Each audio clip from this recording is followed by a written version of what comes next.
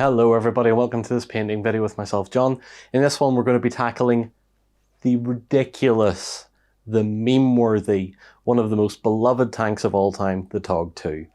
Now, I seen these come back with the release of 4th edition, which had the Mid-War monsters coming back in the big North Africa book, and I was like, it's about time I had one of these in my collection, so here I am. And I thought, well, what's a better way of presenting my new addition to my collection out in my front hallway? Well, we're going to paint one. So I was looking at the camouflage that's on the box. I was looking at the camouflage that's on the existing one, which is the same thing. And I thought, well, what about something different?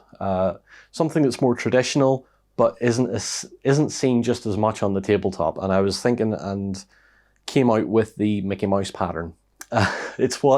It's affectionately called Mickey Mouse. I don't know if that's its official name. I know there's manuals that show how it's done, and it's just a bunch of overlapping circles in black paint. And I thought that's quirky enough to work with TOG, so I thought I'd give it a go.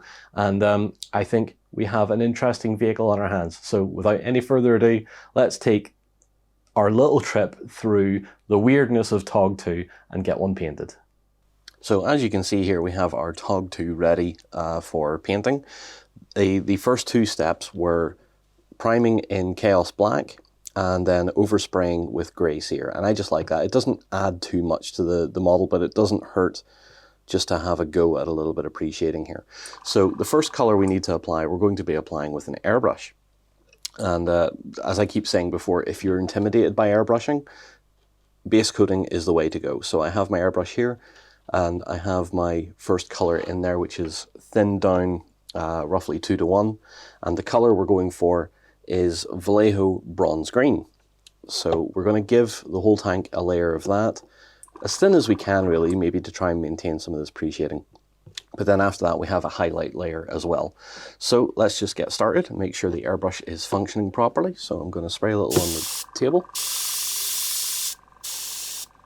Okay. And then let's get started.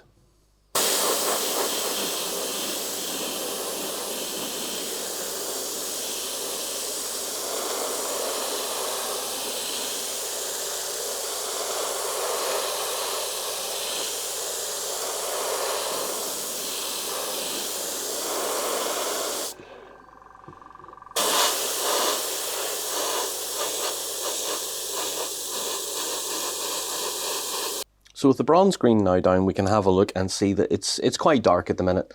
The pre-shading with the primer has kind of helped a little bit. I'm not too sure how clearly you can see that under camera, but it's there. I can kind of see it. So we're going to move on to another airbrush step, and this one's going to make the vehicle look a little more interesting. That is not sitting well in there. That's a very heavy model, by the way. And what this is going to do is bring our color up. So the paint we're using is Russian Uniform. And what we're going to use, how we're going to utilize it on this model is to bring up all our panels, because we've got plenty of these big flat panels on the side of the TOG with hatches and stuff. And what I want to do is basically focus the spray of the airbrush within these panels, sort of hot spot them a little bit, sort of bring the color up, but maintain the bronze green as a bit of a depth coloration. So make sure my airbrush is working. Make sure it's, yep, that should be fine. All right, let's move the turret out of the way because it's going to be in my way if I don't. So, very carefully, let's have a look.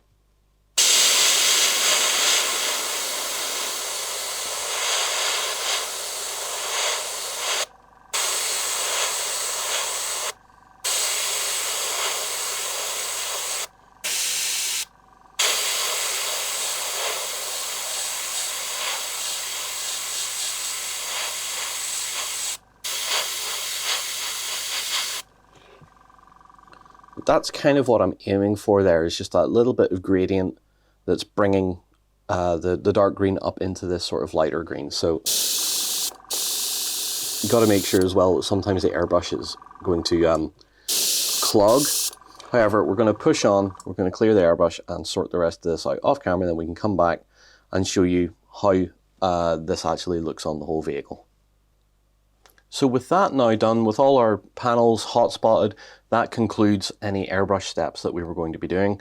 So that is everything done. And I know it's a subtle effect, but I mean, before I started filming again, I stood back at the other side of my room and I could still make out the definition between the panel lines. So from a wargaming distance, this is going to look very cool. And if you manage to get this little technique down, going to impress your friends, of course. But overall, what it does is just give a little bit of depth to what is essentially a giant oblong box. You know, there's not much else really going on this tank. But to really hammer home the idea of what understanding your airbrush for, and in this particular application, I wanted to bring in another vehicle.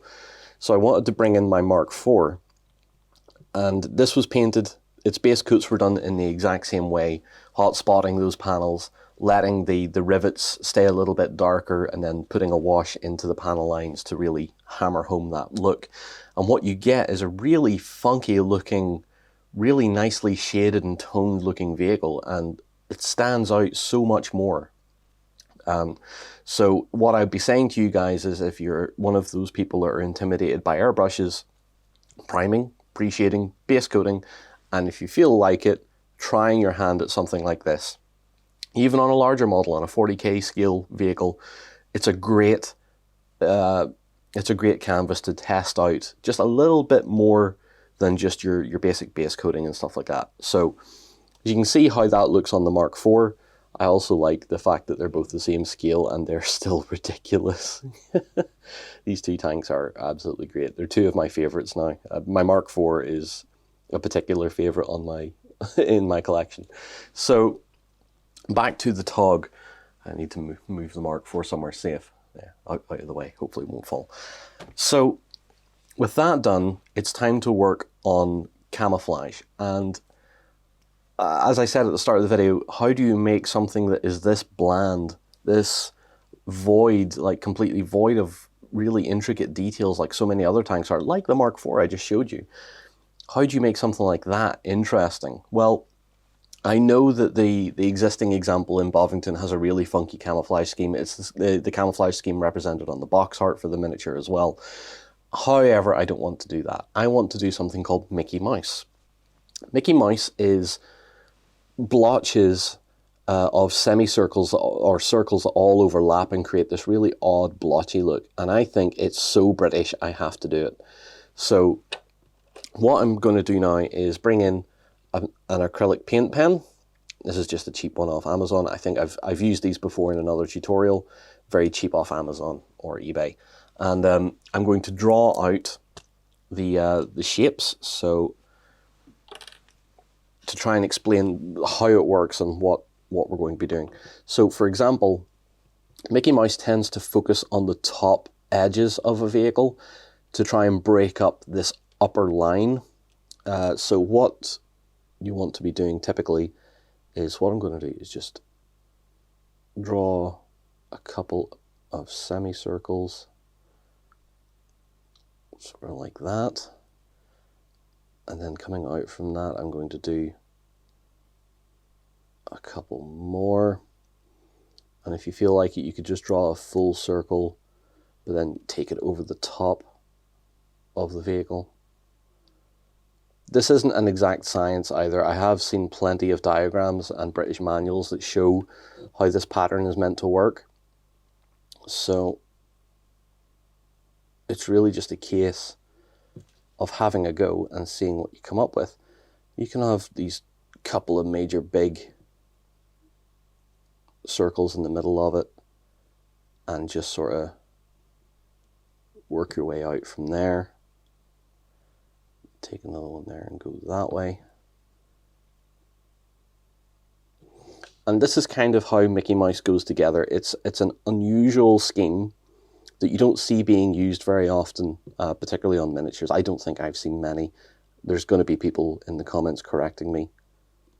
But just doing something a little different and a little unusual is going to make this vehicle stand out really nicely. So what I'm going to be doing is going over the whole vehicle with this paint pen, just drawing in these circles, focusing on areas usually along the top edges. So for example, up here, and this is why paint pens are just so cool. You don't need to press heavily onto the model, which would end up damaging your existing paint job.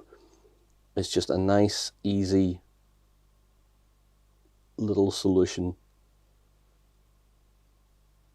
We'll do another smaller one there. Again, take it over the top. It also gives you plenty of scope to draw humorous shapes as well while you're doing it. I won't be doing that on camera. I know Warren would love me to, but I'm not going to. So yeah, this is kind of how Mickey Mouse comes together. And the only thing that's going to be different is that the entirety of the turret top is going to be going black, and it's going to be having the semicircles coming down over the sides. I'm taking that from images of British Army trucks that have the entire cab roof blackened out, but have these semicircles draping down from it. And I think it's quite a fun looking design. I think I just want to go for it. So this is what we're going to be doing now. Going to wrap up all of this, do a few splotches on the back here, break up this pattern a little bit. And before I fill them all in, I'll come back and show you what a terrible mess it all looks like. So as you can see, we've been going around the vehicle with our paint pen and drawing out all the pattern. So it looks a little weird right now, I'll give you that. But once it's done, it should look quite interesting. So now comes the part where we're going to fill in all our little circles. And for that, we're going to be using black gray. Because we don't really want to paint black, because black won't really look proper once it's all done and dusted. So this is just going to be a long old case of picking out all these edges and just going in and filling them all in. So this is going to take quite a while, but it's worth it, I assure you. So with our camouflage all filled in now, we finally get to have a look at what this scheme looks like. And honestly, I think this has turned out pretty well. This feels like the reference images I was working from. So it seems that I've managed to actually nail it for a change. And it does look quite good. I quite like it. Doing the top of the turret entirely in the darker color has worked out as well. I think that looks quite interesting. And overall, the vehicle is now camouflaged and ready for its next step. Now, the next step is a bit of base coating. So we're going to be using Panzer Ace's track primer. And guess what? It's going on the tracks. I mean, who would have thought that? So again, just another step to do here. So it's just a simple case of getting our track primer and just working it over everything that we want to be that color. So nothing too fancy. We're going to go on ahead with that. While the rest of the camouflage dries, then we're going to come back and have a look at some detailing. So we're going to look at a little bit of panel lining and stuff like that, just to really hammer home the depth that we made with the airbrushing earlier. And then after that, we're going to look at some weathering.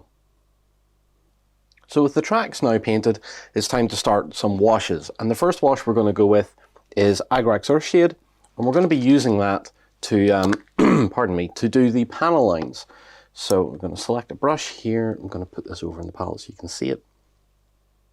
Take some of that out. And what we're going to be aiming to do here is taking all the panel lines and just drawing a line down each of them.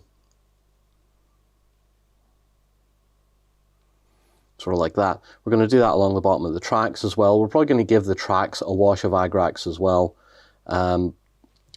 Just anywhere there's like a little bit of a recess or anything like that. Now, what we are going to avoid is this grill on the back. And we're going to do that with Nuln Oil as well. So in this stage, we're going to be doing 2 stages off camera. So we're going to be using Nuln Oil for the likes of grills and the inside of the Commander's cupola. We're going to be blacking the inside of that as well. Everything else we're going to be doing with Agrax. So settle down, get yourself a fresh cup of tea, and then just start panel lining.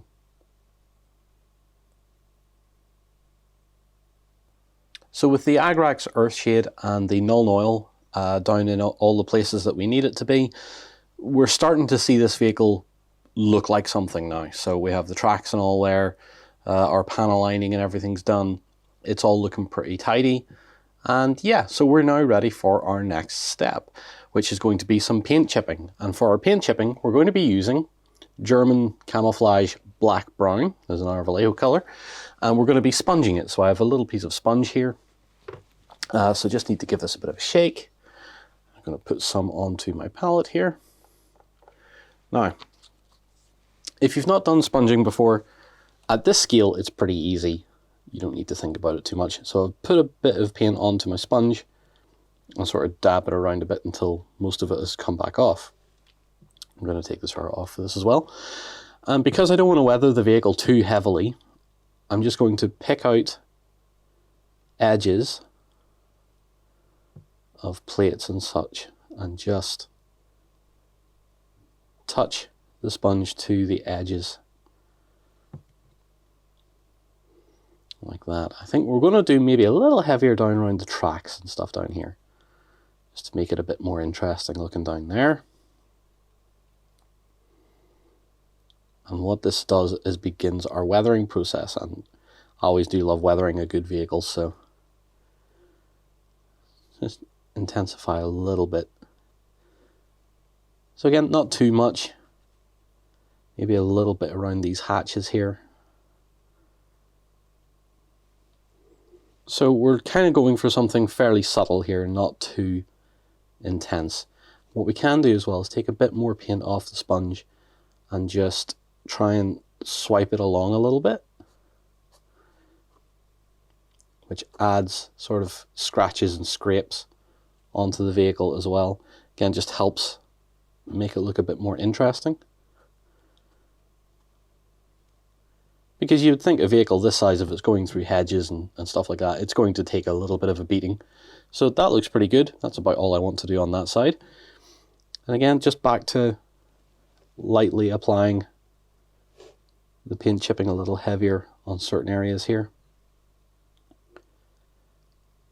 And I want to get this process done pretty sharpishly as well, because I want to move on to some of the next stages as well.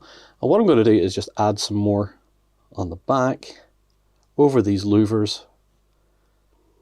Sort of pick out some of these raised edges a little bit here and there.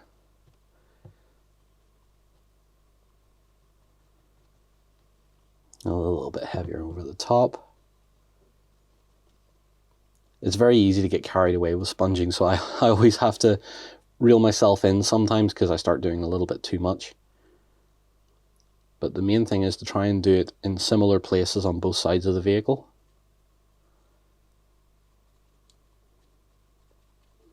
And try and get a similar finish. So again, we're going to do a few scrapes.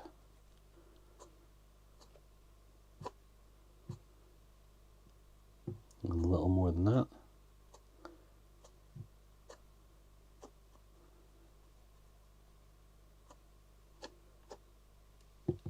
I think that ought to do it. There's a little hair stuck there. Be alright. And a little bit on the front. Or can we even get there? Maybe on the back a bit more. Get those rivets looking like they're a bit more messy. Sort of narrow our sponge down a little bit and get in there. Okay, so onto the turret. We're not going to do too much on the turret either. Just a case of going around the bottom, catching some of the details and edges up the turret side.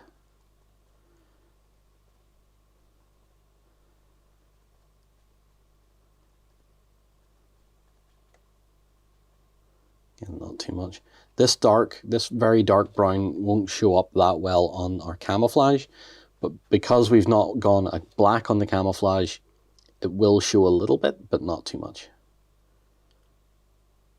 So I'm saying if you're going to paint black camouflage, it's best as a modeler not to actually paint black. You want to be going dark grays for that sort of thing. So that's going to do it for that. Now what I want to do is bring in some Necron compound. This is our dry paint, and I want to start to dry brush and chip a little bit more on the vehicle. So let's get some of this onto a regular brush first. Work it around a little bit. And what I'm going to do here is just pick out just little bits like that.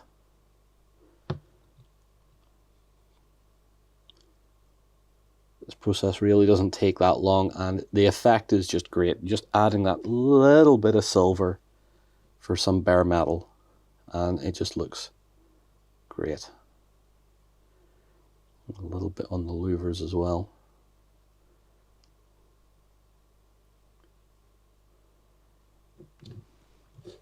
Again, we're not going to weather it too heavily, but I think just enough to make the vehicle look like it's being used.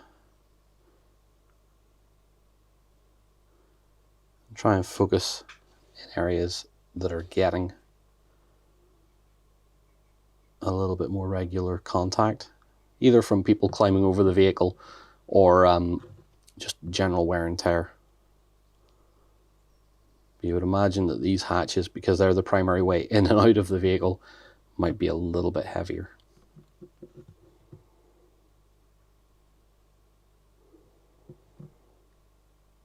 Then up a little bit on the turret.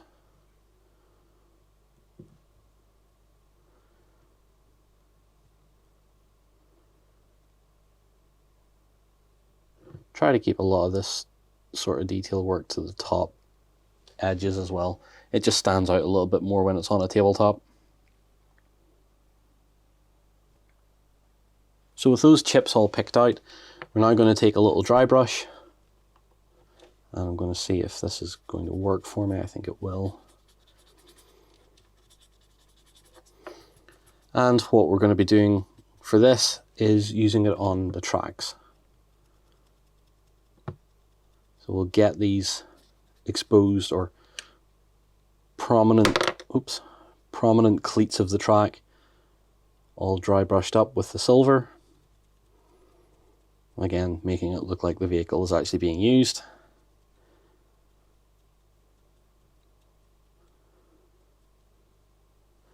And what we want to do on the bottom edge of the track is just run the dry brush along that bottom edge. Just silver up the edges of the track links. It all adds to the effect. And then work into the top here, like that.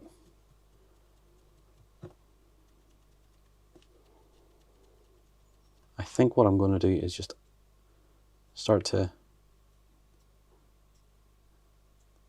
I don't know if that's going to really do much. Yeah, picks out a few of the rivets and so on. It's not really adding much. Lets me spread out some of these chipping lines here a little.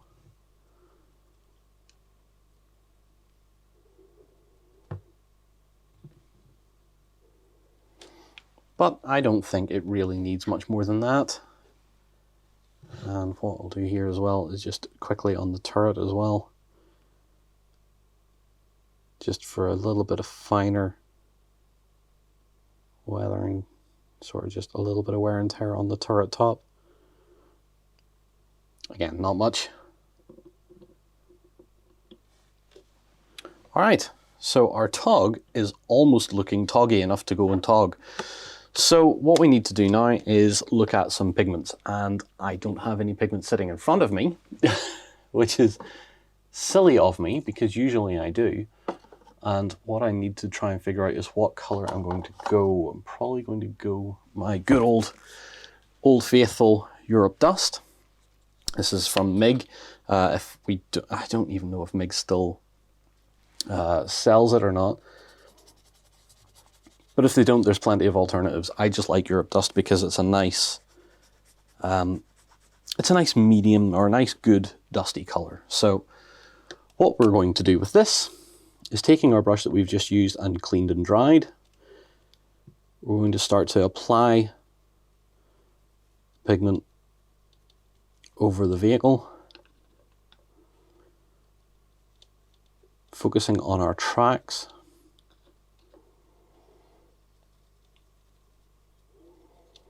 Work it into all the little nooks and crannies.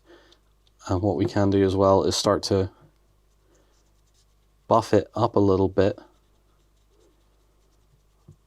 just onto the lower sort of third of the vehicle here.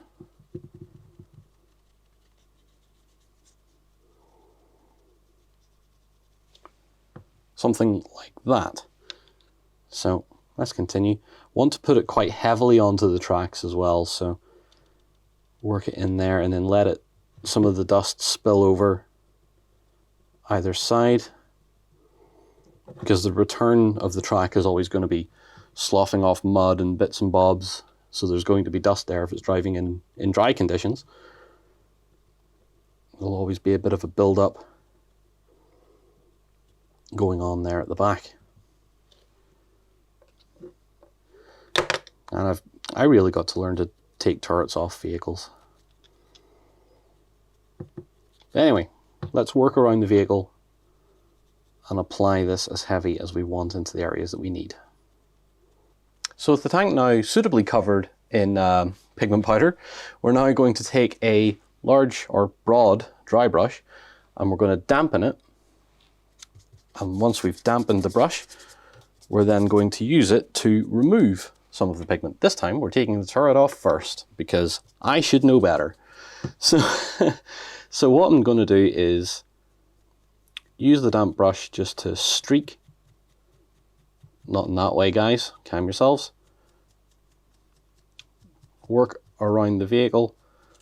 Take off, using the dampness of the brush to take off some of the pigment, but leaving some in areas that are going to be harder, harder to remove from. So the pigment will come off again, but if we're using this method to move it around, once it settles and dries again, it should, in theory, be in places that are going to be harder to remove by touching it. However, I am planning on matte varnishing the model as well, so it's a bit of a moot point, really. So moving it around, especially on the tracks, so we get that silver showing through again.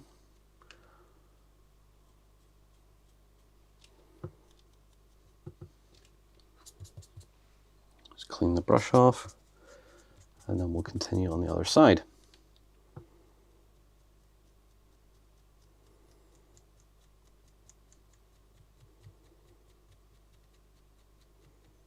And this should allow the pigment to settle in a very sort of natural kind of way as well. So it should work out pretty well for us. Hopefully we will cross fingers. So keep doing that a little bit more. Now that should be the hull. Now we can pick up the turret and do it on the turret.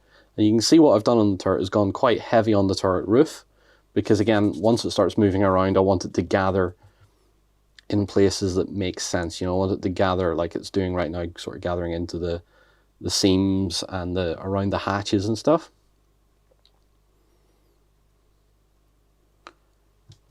And once it's finished doing that, then we'll just work down the turret as well. There's a little bit of a build up there on the gun, so I want that to get away as well.